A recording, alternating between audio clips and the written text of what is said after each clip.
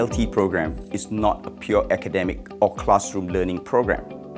The ELT program is structured with 3 integrated pillars in mind.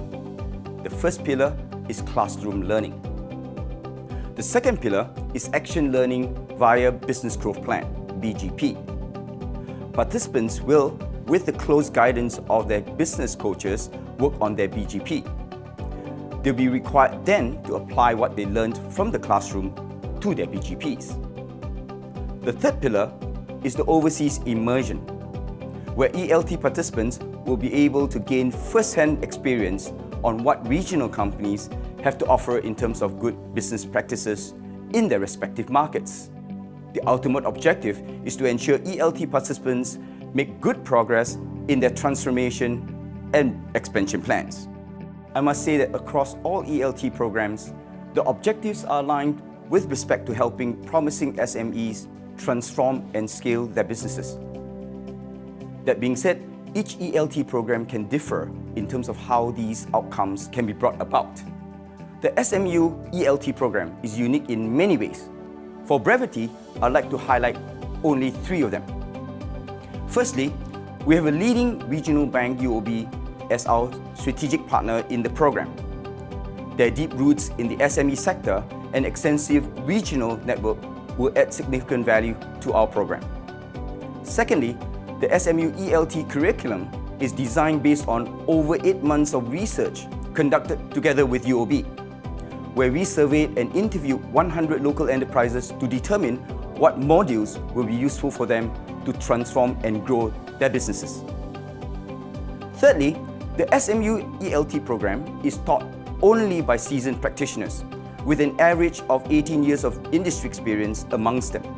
As such, our trainers not only have deep understanding of the subject matter, but also the SME context, because the local SME issues are unique.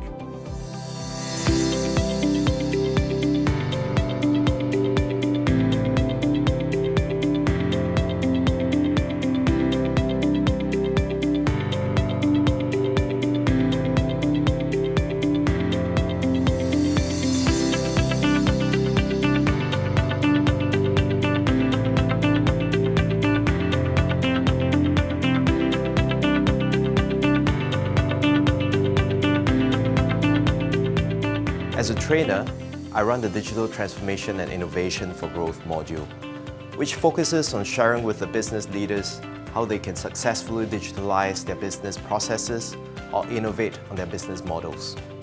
Now, as a coach, my role is to act as an advisor and a sounding board as the business leaders develop or conduct their initial market validation of their business growth plans. This happens in parallel with the in-class modules, such that they can put to practice what they have learned. The business growth plan is the most important outcome upon the completion of the program. It is a crystallization of all the key elements covered throughout the program, which are developed by the business leaders themselves.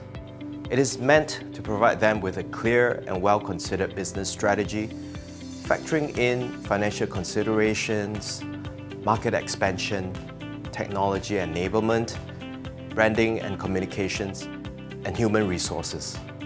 I see my role as an advisor, as these business leaders know their domain or industries better than anyone else. But I add value by providing an independent third-party perspective. I take a 3-step approach, which I call the 3F: focus, facilitate, and formation. So for focus, as a starting point, this would be a business area which the business leaders has identified as a key priority to achieve growth. And this would typically come about during the course of their in-class modules. Next, facilitate. What I often do is ask them very pointed questions to help them fine-tune their idea or plan, or to challenge some of their assumptions. And finally, formation. By this stage, the business leaders should have a clear vision on where they need to head.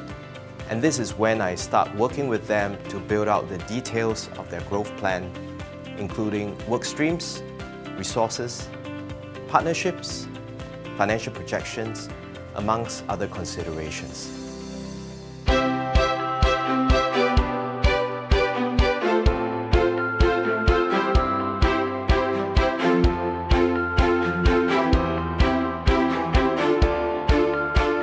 There were 3 aspects that stood out for me, and they all begin with the letter E. The first E is engaging trainers. We had incredible trainers who were generous in imparting their knowledge and dispensing practical advice and sharing their wealth of experience. The trainers made the effort to actively engage us and encourage two-way communication through facilitated group discussions and interactive elements and games. The second E is the exchange of ideas. Besides learning from the trainers, I've also gained from the rich learning environment created by my fellow coursemates. My cohort comprises of diverse individuals from the different industries with varied areas of expertise. The last E is effortless friendships forged. The course may have ended, but it's really just the beginning of the many friendships that were formed with my coursemates.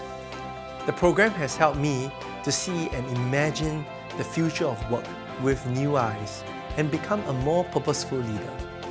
As my organization forges ahead our Industry 4.0 transformation journey, I'm excited to introduce fresh ideas and perspectives to sharpen our business and people strategies.